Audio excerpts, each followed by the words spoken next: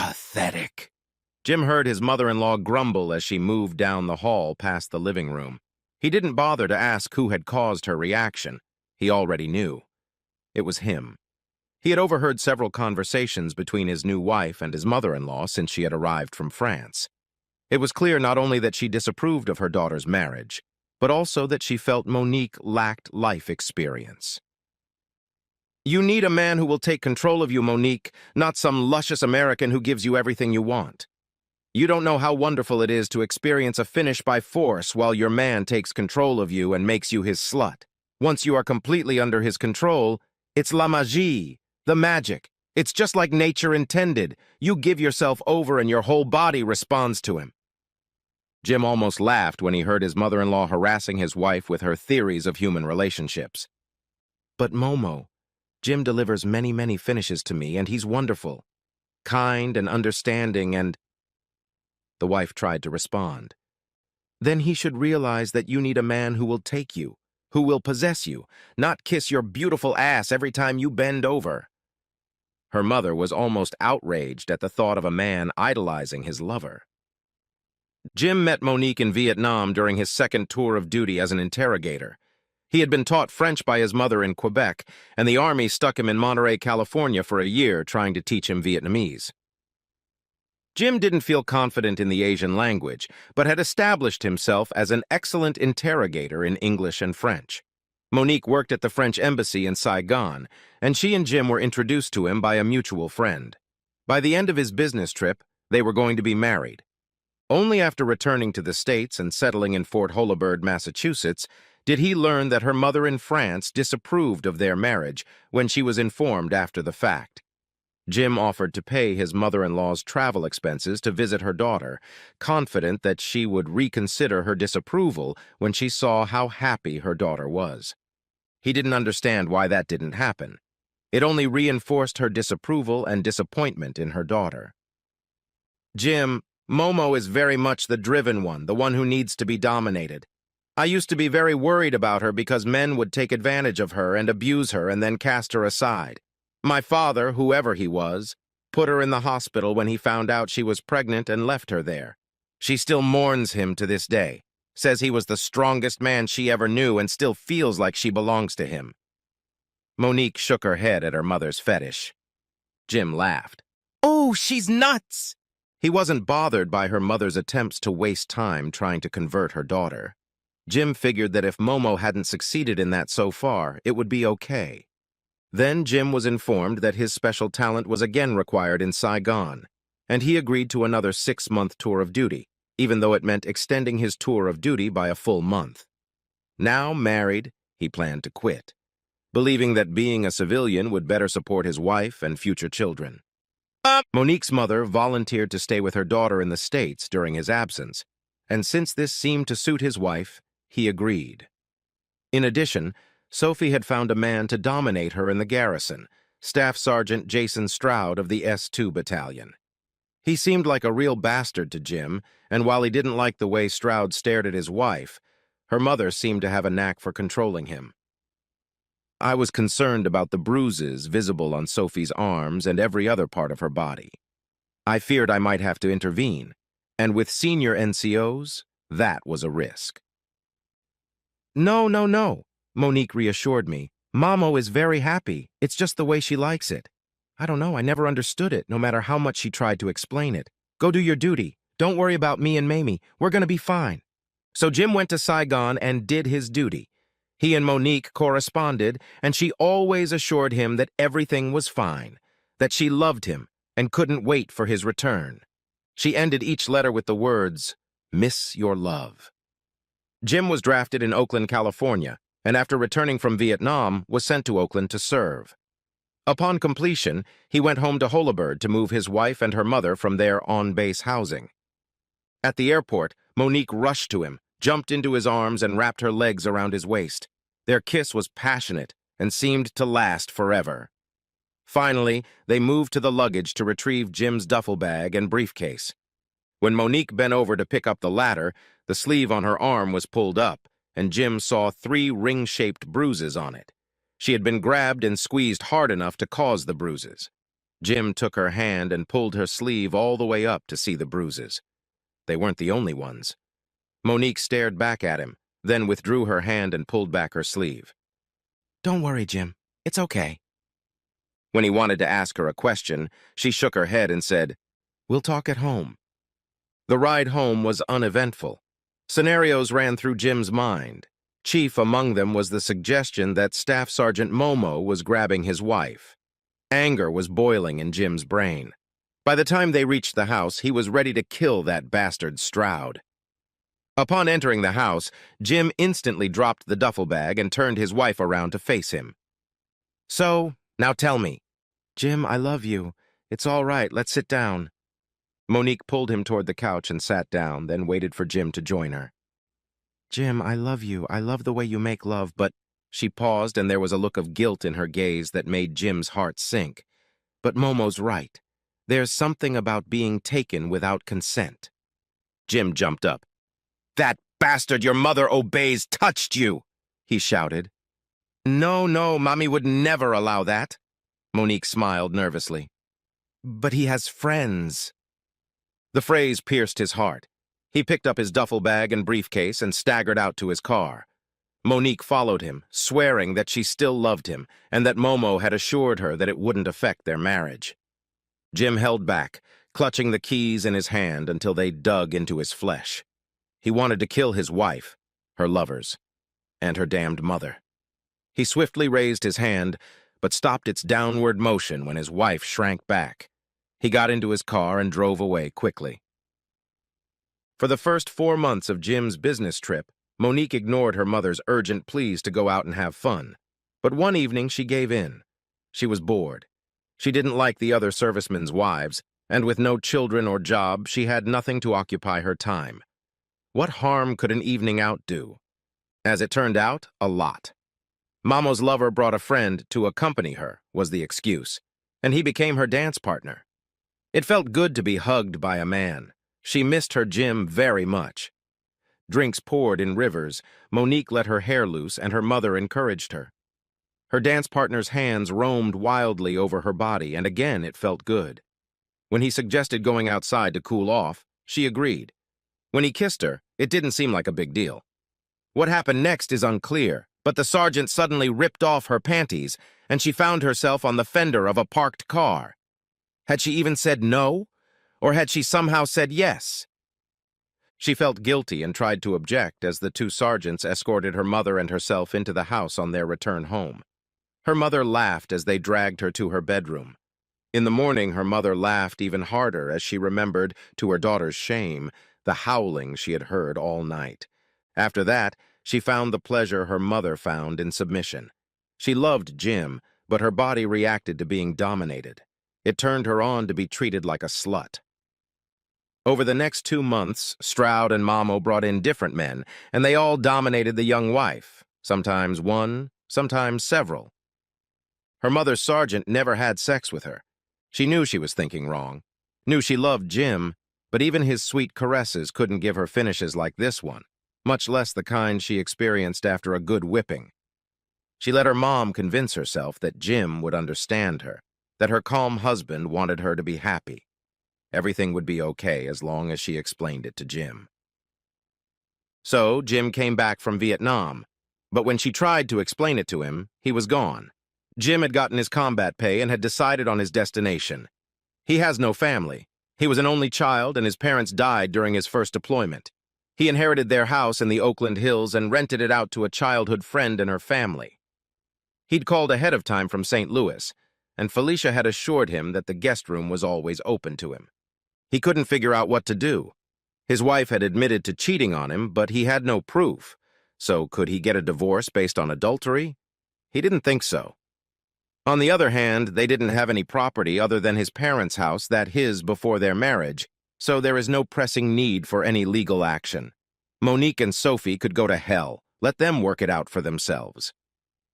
He settled into the guest room and soon something of a family member. He willingly babysat Felicia and Mark's 2 girls, who, at 6 and 4 years old, loved to climb all over Uncle Jim's house. He used the Servicemen's Reintegration Act to go to college again, where he'd managed to do 2 years before his service.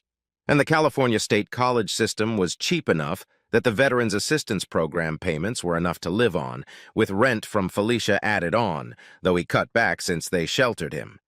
He'd always wanted to study engineering, and he'd finally gotten the chance. He didn't date, though Mark and Felicia constantly encouraged him, to the point of asking beautiful women to dinner. He explained that he was still married, and that it was wrong. When Felicia asked about divorce, he explained that he had no proof of adultery and didn't care at this point. He hoped, that eventually Monique would file because of his abandonment. In the meantime, he didn't want her to know where he was. Felicia shook her head. "You're not in Maryland anymore. You're in California. Reagan signed the Family Law Act in 1969. Here, you can get a divorce based on irreconcilable differences, which could be anything, and doesn't require any proof." Using his Army connections in Maryland, he was able to track down Sophie, still living with her domineering staff sergeant. From there, it was easy to find Monique, who was cohabitating with another sergeant. There she was served with divorce papers. Upon receiving the divorce papers, Monique cried. She hoped that someday Jim would realize that he loved her and come back to save her. She wanted to contest the divorce, but her owner, Marty, stopped that. "I'm gonna own you, bitch. Let that asshole divorce you." The excitement of being dominated and treated like a whore dissipated after Jim left. The other lover that Stroud had given her to, she realized he didn't even talk to her, spit on her feelings. She realized that she wasn't being dominated, that she wasn't being treated like a slut, and she was a slut. A slut who now spreads her legs for anyone who wants her. She decided then that she would change. She would work on getting back with Jim no matter what it cost her. How could she have been so stupid to give him up? She lay on the bed and cried, mourning what was and what was to come. She could still feel Jim, feel what peace with him had been like. There had to be a way to go back, before all this stupidity and readjustment, some way to get back to Jim. But then Marty showed up. She'd gone out with him a couple times. He was stronger and more physically gifted than her other lovers. When she tried to explain to him that she was no longer available, he grabbed her by the hair and slapped her. Earlier, she had thought it was just an expression. Turns out, it wasn't. Marty had forced her to move in with him. Now he was her dominant, her master, as he insisted she call him. He owned her. Even the tattoo testified to that. He made it clear he didn't love her. She belongs to him. She belongs to him so he can use her any way he wants, share her any way he wants, abuse her any way he wants. Until she got the papers, she'd dreamed Jim would save her. Now, she was destroyed. When Jim graduated from California State College in San Francisco, the best graduation present he received was the decision to divorce. He decided that before he settled down, he would go traveling in Europe. He realized that a European bus pass was inexpensive, and that by staying in hostels he could see Europe on the cheap. He packed the bare minimum necessary, kissed his foster family goodbye, and flew out of San Francisco International Airport. 2 months later, he was in Amsterdam, almost out of money and ready to return to the States. Europe had been an adventure for him, and the hostels were filled with girls from the U.S. and other countries who had their own adventures and willingly accepted bedding. His new bachelor life had begun, and he was emotionally ready to start living again. He bought a return ticket for tomorrow. With the last money he had, it was only enough for the last night in the hostel and the bus ride to the airport in the morning. He went shopping. What he had left, he spent on gifts for Felicia and the girls.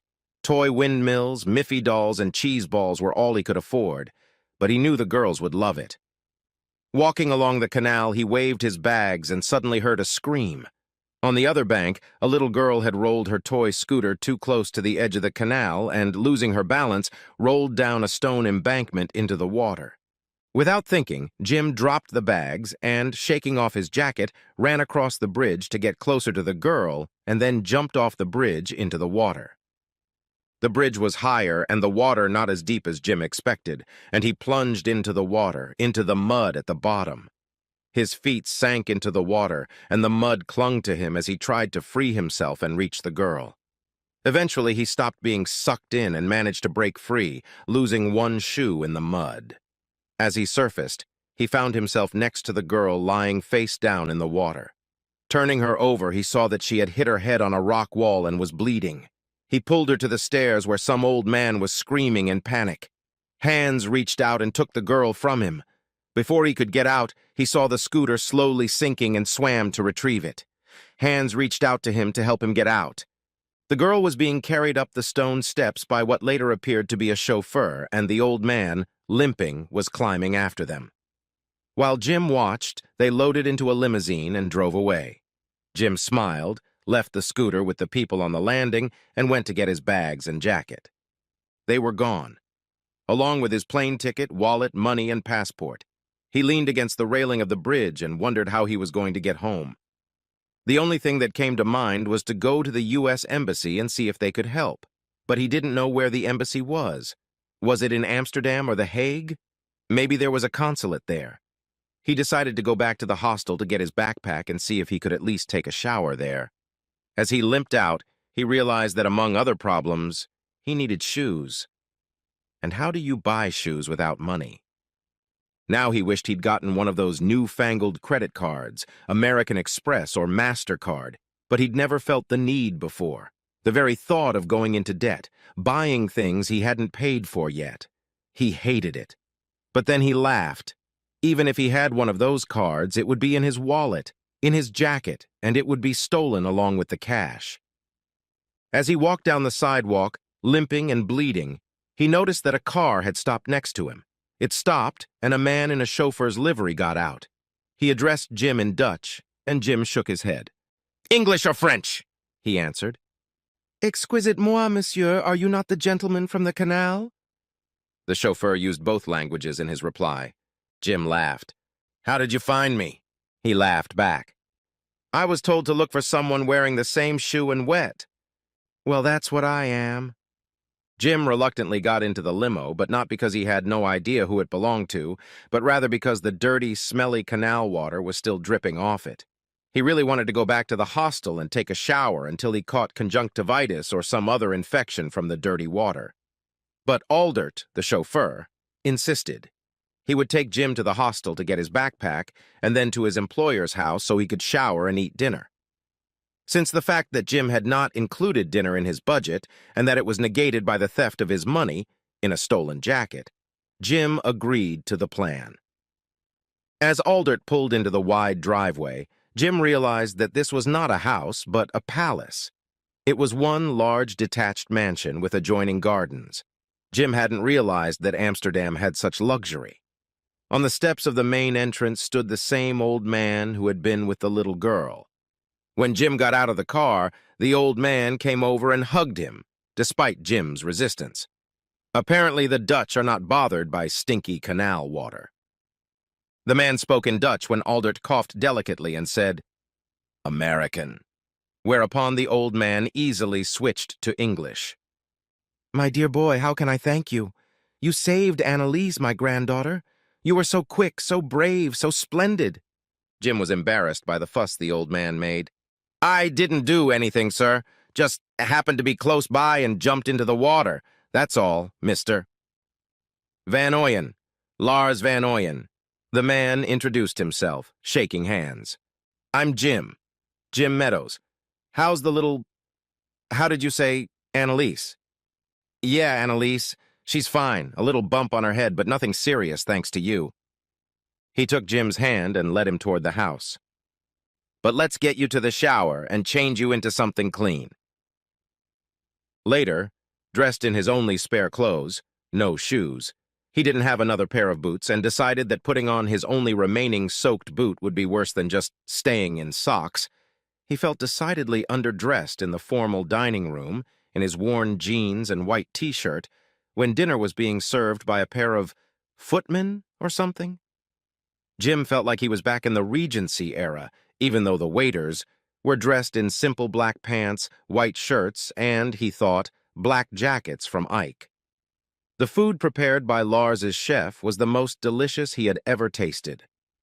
Lars sympathized with the losses Jim had suffered on the canal. "Aldert said you were robbed on the canal. You should let me recoup my losses." "Well, there wasn't much there. The most important loss was my passport and my plane ticket for tomorrow. I think I'll need to go to the embassy tomorrow. Other than that, I lost some money in my jacket and gifts I bought for friends. You have nothing to worry about, sir." Jim paused. "Perhaps Aldert can take me to the embassy tomorrow? Here or in The Hague?" "Your embassy is in The Hague, but we have a consulate here in Amsterdam. I'm sure they can help you there." "I'll call and make an appointment for the morning," Lars replied confidently. A woman in strict brown clothes entered the room, holding the hand of a little girl, Anneliese. The little girl smiled when she saw her grandfather and pulled away from the woman to run and jump into his lap. "Grandfather!" she shouted. With a wide smile on his face, Grandpa hugged the girl and then, placing her on his lap, introduced her to Jim, telling her that he was the brave man who had jumped into the canal to save her. Jim was again embarrassed at the praise, but the girl jumped off her grandfather's lap and ran to Jim to hug him tightly. Then, looking intently at him, she said in a very grown-up voice, "Thank you, sir." Jim laughed and said, "You're welcome, miss. You sound just like an American." She indignantly replied, "I am an American. I live in Delaware." Suddenly there was the sound of a door slamming shut, and someone called out to Anneliese. The girl's face lit up. She squealed, "Mommy!" and ran out of the room. This was followed by the sound of a falling purse and loud kisses. Soon Anneliese returned, holding the hand of a young woman in her 20s or 30s. Lars rose and went to embrace his daughter. When the greetings were done, Lars led the woman over to Jim, who also rose and stood next to his chair. "And this is Jim Meadows, to whom we owe the rescue of our Anneliese. Jim, this is my daughter and Anneliese's mother, Mila Borden." Mila held out her hand to Jim and began to thank him profusely. And Jim again insisted that he had not really done much. Finally, everyone sat down again at the table, where Mila and Anneliese were now eating dinner. "Jim has to go to the consulate tomorrow to get his passport replaced, but I think we should take him to Packend first tomorrow to buy new shoes. He lost his in the canal. He can't walk around in one shoe, can he?" Lars teased. Mila laughed. "And I wondered about the socks on his feet. Even for an American, it looks too frivolous." Jim blushed. "Packend? Is that a shoe store?" "Well, they make all our shoes. They'll have a pair for you before we go to the consulate. I have a pair of slippers you can wear until then." After which Lars added, "Jim also lost his plane ticket home. Someone stole his stuff while he was in the canal." "The plane ticket is not a problem. He can get back on the corporate jet with me and Anneliese. That's the least we can do for our hero, isn't it, Anneliese?" she asked her daughter, who nodded enthusiastically. "Would you mind postponing your return for a week, Jim? I'd like to spend some time with my father before I return. Of course, no one is expecting me now, but I'm going to California, not Delaware. I'm sure I can get home from there, though," he admitted. Lars intervened. "I'm sure we can get you home. In the meantime, you'll stay with us as a guest." When Jim tried to object, he continued, "And that's final, no arguments." The next day, Jim was given a shoe order in Packend, but was given a pair in his size to meet immediate needs. He was amazed at the fit. They are the best shoes he has ever owned. As he left, the clerk assured him that the other shoes would be ready in 3 days. When he objected to Lars that it was too expensive, Lars simply said, "Nonsense, my boy." Jim was surprised when Lars was received at the consulate by the consul general himself. He was taken under his arm by the attaché and was promptly given a replacement passport with a new photo taken by the consular photographer. The consul general assured Lars that the passport would be ready and delivered to his home the very next day. On the way home, Lars stopped at several stores and bought expensive gifts for Felicia and the girls to replace the stolen ones. When Jim realized how much the gifts would cost, he protested, but Lars insisted. A necklace for Felicia and bracelets for the girls, toys that filled the limo's large trunk. They hadn't forgotten Mark, giving him a Patek Philippe watch. Jim objected again. He figured that with the value of those gifts, Felicia and Mark could buy several houses in Oakland, but nothing could change his host's mind. "Nothing could be too much for the friends of my granddaughter's hero." Finally, Jim got through to Lars, threatening to leave if Lars didn't tone it down. Lars was visibly shaken by this threat. "Please don't do this. Mila and Annalise will be hurt if you leave them." His eyebrows rose. "And they'll blame me." Jim smiled, looking at the old man's stunned expression. "Lars, please, no more talk of heroism and no more awards. Helping me get my passport, settling me in my home, and helping me get home is more than enough. Please return all these gifts. There is no need for them." Lars agreed, but he didn't understand this American. He had saved the most precious thing in Lars's life, Annalise, but he refused to be grateful. After agreeing to return the extravagant gifts, he secretly planned to send them to Mark and Felicia at the address on Jim's passport. Jim learned that Lars owned LVO Holdings, which was a family business but ranked 12th on the list of the largest Dutch companies. Mila married an American, John Borden, Annalise's father, and ran LVO's American operations out of Delaware. Although she had returned home out of concern for her daughter, she now had to take care of business at headquarters while she was in the country. But she still had plenty of time to spend the rest of the week showing Jim her country, taking him and Annalise around Amsterdam, The Hague, the beaches of Zeelandia, Gouda, Edam, and Limburg, until Annalise begged not to watch any more cheese being made. Mila laughed and pointed out that cheese was very important to their dairy-rich country. Jim found Mila surprisingly easy to talk to, especially considering her upbringing and wealth and her position in the corporation. He questioned Lars about her position in the company, and Lars spoke proudly of his daughter's virtues and business acumen. Jim was impressed. On their last evening in Holland, Lars and Mila sat Jim down at the table and asked him what his plans were for the future. He honestly answered that he was undecided. He had just graduated from college, but after 8 years in the Army and 4 years of college, he was 30 years old and had no experience in engineering. He doesn't expect employers to be busting down his door, but his plan is to look for a job as soon as he gets back to California. Sure enough, Lars and Mila offered Jim a job. They own factories in Delaware where they could use a reliable engineer. Jim thought, they are good people, and as far as he understood their corporate philosophy, that kindness extends to their employees. He was about to agree when Mila added, the salary will be $150,000 a year plus benefits. Jim was stunned. A good salary for an engineer would probably be less than $70,000. Damn, he thought. This is just another hero bribe. They don't really need me. They just feel the need to reward me. Jim stood up. I'm tired, and it's going to be a long day tomorrow. I'm going to go to bed now. He looked at Lars and Mila and shook his head. No. Thanks for the job offer, but no. I think I should look for a job on my own. With these words, he turned and walked out. Lars and Mila looked at each other in amazement. They had tried to make the job offer as attractive as possible. They couldn't imagine that Jim would turn down such an offer. Lars shook his head.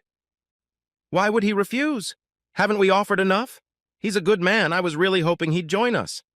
Mila sighed. No, Daddy, I think we've offered too much. Jim is a man who wants to be appreciated for who he is. He doesn't want to be bought, and he feels that we are being too generous with our thanks and appreciation for saving Annalise. She sighed. I like the man. He reminds me of John. Lars liked the son-in-law. He wasn't too rich himself, but he still refused to accept any help or financial income from his wife's relatives. He prided himself on providing his wife and child with whatever they needed. John believed that Mila's money was her money and she could do whatever she wanted with it, and it was his responsibility to provide what was necessary to live. Both Mila and Lars thought he was ridiculous, but Lars had to respect his independent son-in-law. When he was diagnosed with esophageal cancer, Lars spent a fortune trying to get John the best treatment, but to no avail. He passed away 2 years ago. Lars, Mila, and Annalise are still grieving for him. Sophie looked at her daughter in shock. Her sergeant had been transferred to Fort Huachuca in Arizona when the U.S. Army Intelligence School, USAINT, was moved there.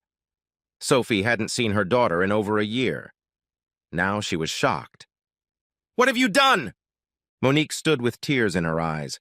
She had a tattoo of a slave collar around her neck and card spades on both ankles and her left shoulder. Marty's name was written on her right breast. How could you do that to yourself? Monique looked at her mother through her tears. You, Mom, told me that I had to give myself to a dominant man, that it was the only way I could be truly fulfilled. You made me give up a loving man for one who beats me and pimps me out. I told you to obey, not be enslaved, you stupid girl, Sophie replied indignantly. How dare her daughter accuse her of ruining her life? She had been an example to the girl all her life, but she couldn't tell the difference between their situations. Bullshit! She hissed. When I fight Marty, he hits me. I'm bruised and scarred from his punches. I have broken ribs where he's kicked me, and twice he's deliberately broken my fingers. I hate him. But I have no money. I have nowhere to go. I have nothing. Nothing. Monique pulled herself by the hair and moaned in despair. You're coming with me. Stroud is being transferred to Fort Meade to join the U.S. Army Intelligence and Security Command. If Marty objects, I'll have Stroud report him to the Army Command and he'll be kicked out. She called Stroud and asked him to come over to help move her daughter. Jim was impressed with the Learjet corporate jet that carried him, Mila, and Annalise back to the States. It had a crew of 3, pilot, co-pilot, and steward, 3 separate sleeping cabins, and a main cabin with ministerial chairs, a couch, and a full bar with a full beverage service. A true luxury. They took off after 6 p.m., before saying a tearful goodbye to Lars, after which Aldert took them to a private hangar. They ate dinner on the airplane and planned to go to bed, sleeping the entire flight. Annalise insisted on sitting on Jim's lap after dinner to delay bedtime as long as possible. When she dozed off, Jim carefully carried her to her assigned cabin and left Mila to tuck her into bed. Upon her return, Mila offered Jim a nightcap, which he gladly accepted. He had already come to appreciate Lars's taste in whiskey. Handing Jim the glass, she apologized. I'm sorry about the job offer. It was clumsy of us, but we really wanted you to join us. You made an impression on my dad, and that old man, believe it or not, is not easy to impress. I appreciate that.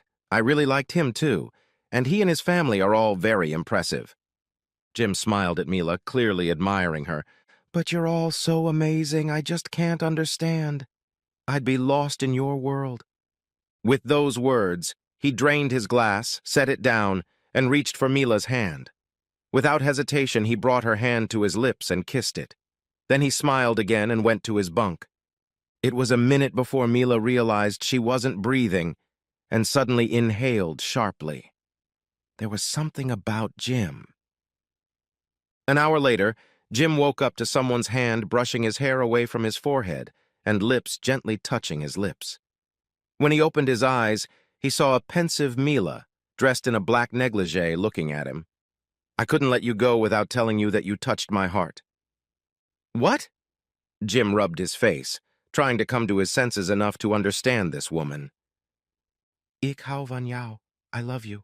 Dutch, she whispered, leaning forward and kissing him again. That woke Jim up. Shocked, he leaned back against the bulkhead. He didn't understand what she said, but it sounded too intimate to be innocent, especially in that black negligee. You're married. What about your husband? About his wife, she already knew. He had told her. How could she think he would do that to another husband? Jim, my husband died 2 years ago. Cancer, she whispered quietly. Jim sat still, absorbing the new information. It was true that while he had told her about Monique and Sophie, she hadn't talked about her husband.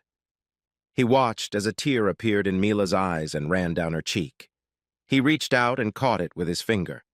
She squeezed his hand and pressed it to her cheek. But you hardly know me. How can you... Jim stopped. What you said. What?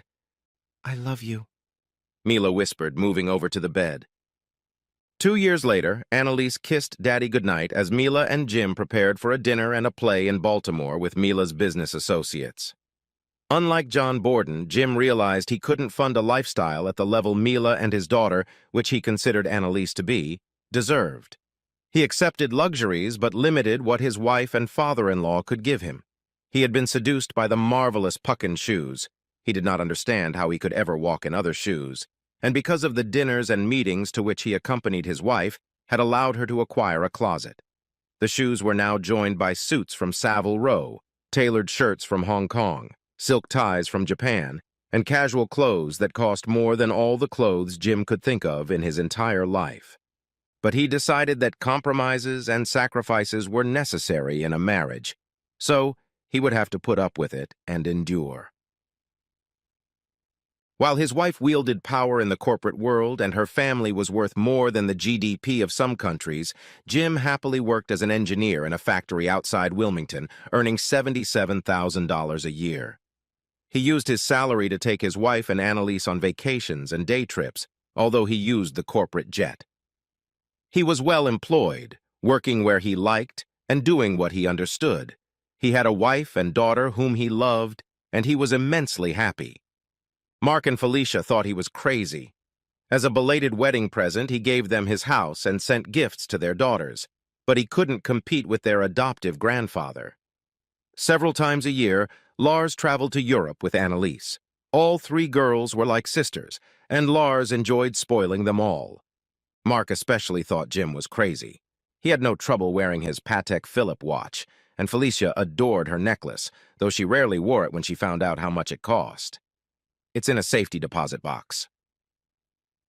As Jim and Mila were leaving the Martique's restaurant in Baltimore, Mila felt Jim suddenly pull her to him. Looking to see what was wrong, she saw that he was looking at two women walking down the sidewalk. When they saw Jim, they stopped abruptly as well. The younger of the two women gasped, "Jim!" Mila felt her husband make an effort to relax. "Monique," Jim said smoothly and expressionlessly. Mila flinched as she recognized Jim's ex-wife's name. She stared at the woman, scrutinizing the tattoos on her neck and ankles. From Jim's description, this was not what she had expected to see. Monique was wearing a shapeless dress with long sleeves and a bodice buttoned all the way up to her neck. She looked haggard and miserable, perhaps even more so after meeting her ex-husband, but the wrinkles of grief on her face were nothing new.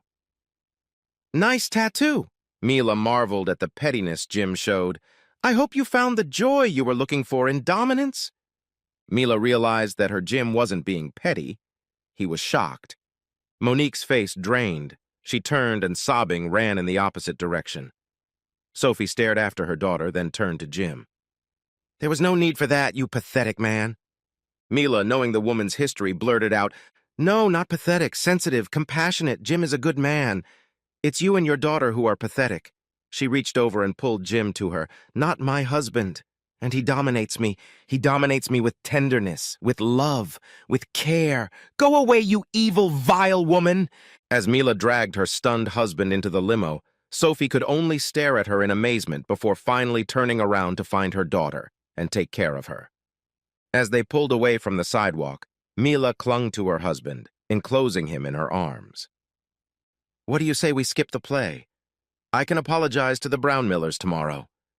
Jim clung to his wife and, breathing heavily, suppressed a sob. "I loved her.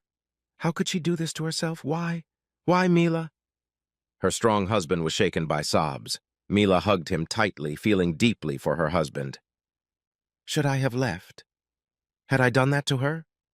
Would I have been able to save her if I had stayed?"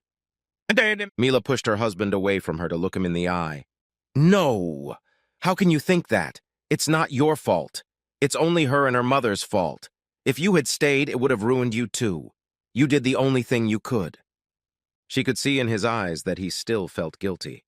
He was happy, but Monique was destroyed. It gave him no pleasure, ... It hurt him to see the one he loved suffer.